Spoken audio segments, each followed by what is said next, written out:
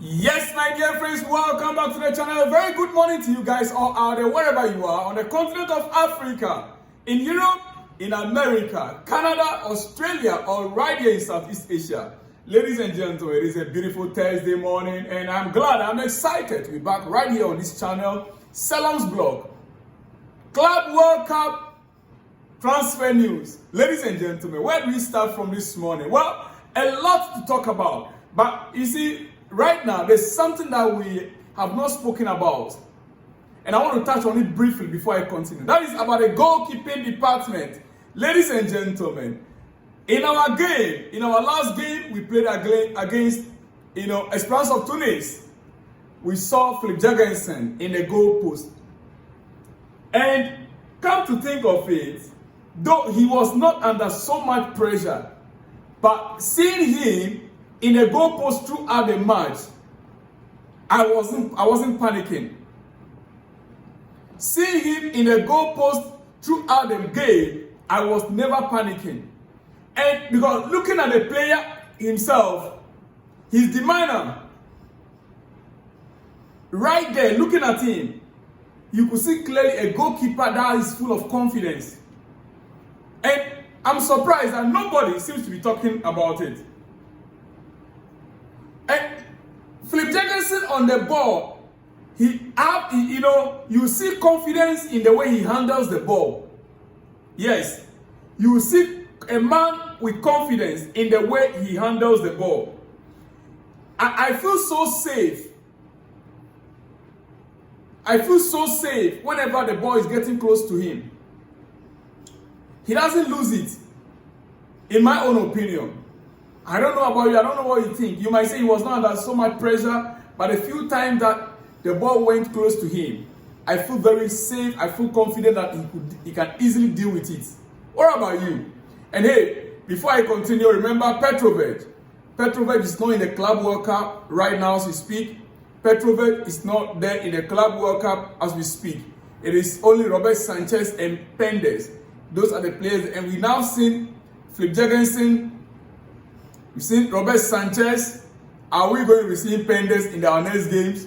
We wait to see, ladies and gentlemen. And now, Kepa to Arsenal, Chelsea's former goalkeeper. He has been our goalkeeper for the past, how many years?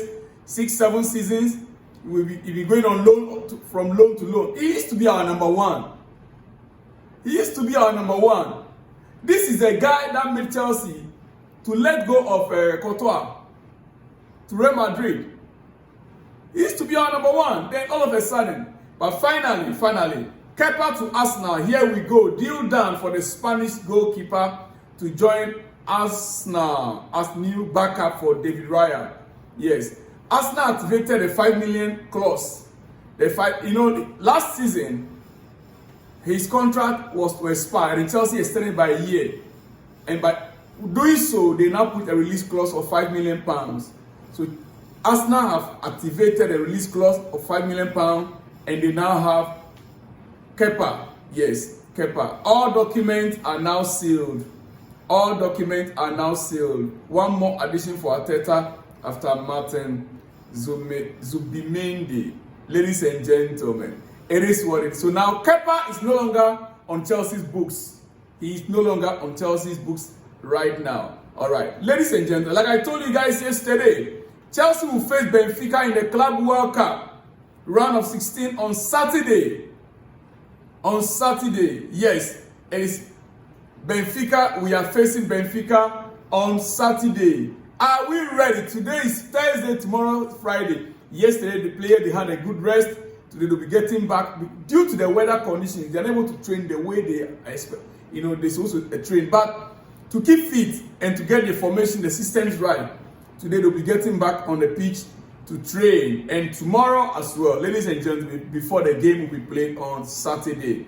Now, this young man, we've seen him, Dario Esugo. In a game yesterday against Esperance of Tunis, in just 31 minutes, Dario Esugo racked up 34 out of 35 successful passes. Just look at him. Oh, he looks good. Trust me. We have just gotten a replacement for Caicedo. I heard somebody said, oh, now Caicedo can get injury, no problem. Hey, no. We have a backup for Caicedo. But look, Caicedo will be Caicedo. He's still the engine of this Chelsea setup. Yeah, this guy could be great. I mean, he's still learning. He's not very good yet, just like Santos I spoke about yesterday. But look, this guy will be another good deal for Chelsea. Yes, a good deal for Chelsea. Ladies and gentlemen. Now,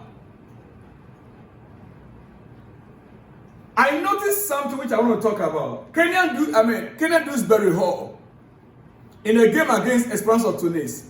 I'm not too sure why he was assigned to play from that left, that right wing. I was not too sure, especially from around 60, 70 minutes going. He was just warming up, going up and down, walking up and down. Even when he tracked back, he's not attacking. I'm not too sure why we have a right back in Malo Gusto in that setup, playing from midfield. Our right back in Malo Gusto playing at left back.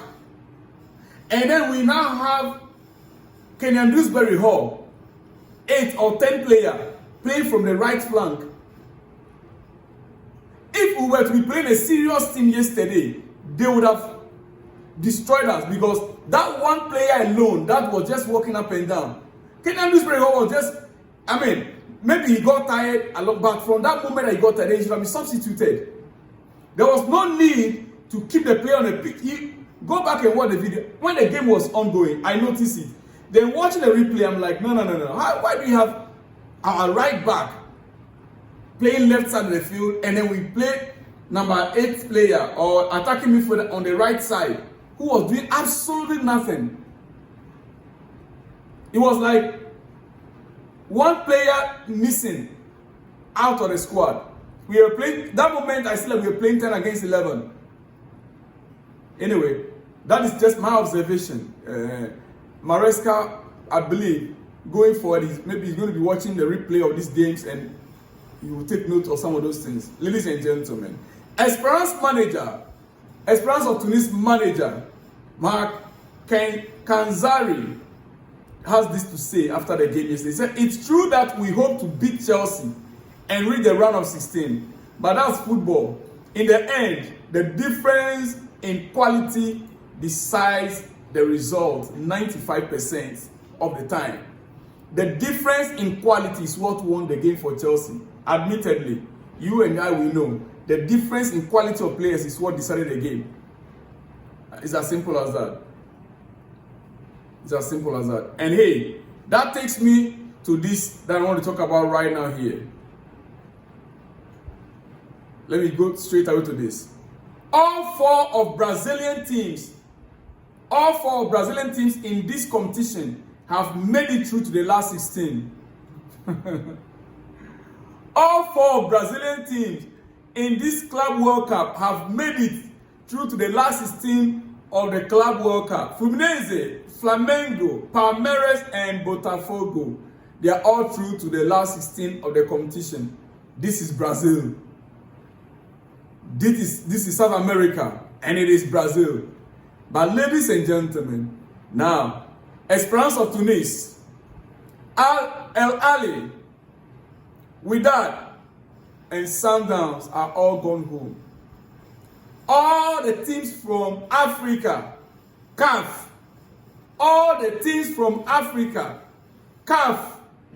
CAF region, Confederation of African Football region, including Esperance of Tunisia, have failed to reach the knockout stage, have failed to reach the round of 16 stage of this year's FIFA Club World Cup. This should be a concern to CAF. All the teams, 4 teams, they have all failed to reach the round of 16. Yet, all the 4 teams from Brazil made it through. Just look at it. Africa,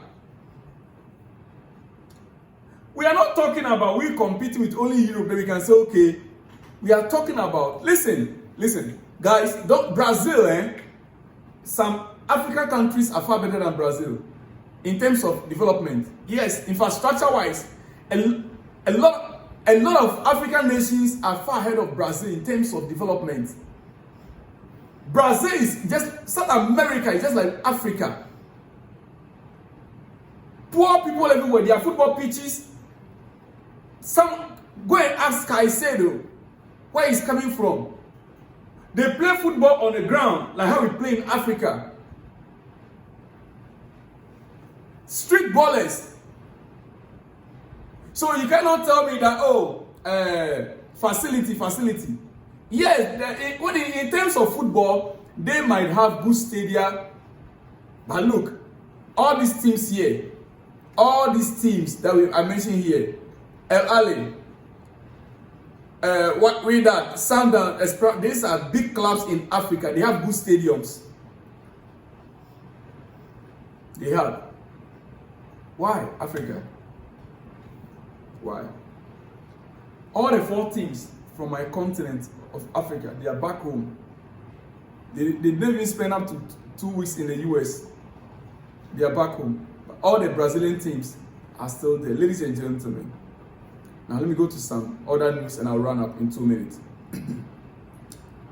Some transfer news, right? New and positive negotiations have taken place in the last few hours between Borussia Dortmund and Chelsea, led by boss Sebastian Kerr and Chelsea regarding Jamie Gittens. However, there's still no agreement or final decision as Borussia Dortmund continue to demand 65 million. That is about 55 or 56 million pounds. The feeling at Dortmund is that there are several interested clubs, not just Chelsea. So far, there have still been no direct talks with Bayern Munich. But the club Bayern Munich, they are hoping that other clubs will jump into the fray and try to swing. That's why they are delaying. But hey, guys, this new round of talks that took place, I believe things will soon be sealed. Yeah. Chelsea are just playing hard card, knowing that the player cannot even feature for us in this Club World Cup. And yesterday, the player formed sickness. I told you guys, he didn't play. According to the report, he was sick. So he didn't play for Dortmund. Some butterflies were in the stomach. Whilst he was sick, the 2 clubs were negotiating for a deal. So Gittens to Chelsea is not yet finalized, but we are hoping that things could go through any moment from now. Ladies and gentlemen, Chelsea have earned up to 28 million for attending the Club World Cup. Yes, Chelsea have earned up to 28 million pounds for the Club World Cup so far. 3 million for the 2 group stage wins and 5.5 million for getting to the round of 16. In all, with appearance and everything, it's about 28 million pounds right now. Ladies and gentlemen, that's a good money. Good money. The money I've heard, many said the money Chelsea spent to buy Delap, we have already recovered. We spent 30 million to buy Delap. We have already recovered the amount we spent to buy Delap. Ladies and gentlemen, it is what it is. What else? What else do I have to say? Is there any other thing? Maybe I have to come back. Gittens was not in Dortmund's squad last night. They said he was sick. They say he was sick. Anyway, it is your breakfast. Let me not take you further. I'll be back and I'll see you all in the next one when you see me. Shalom and peace.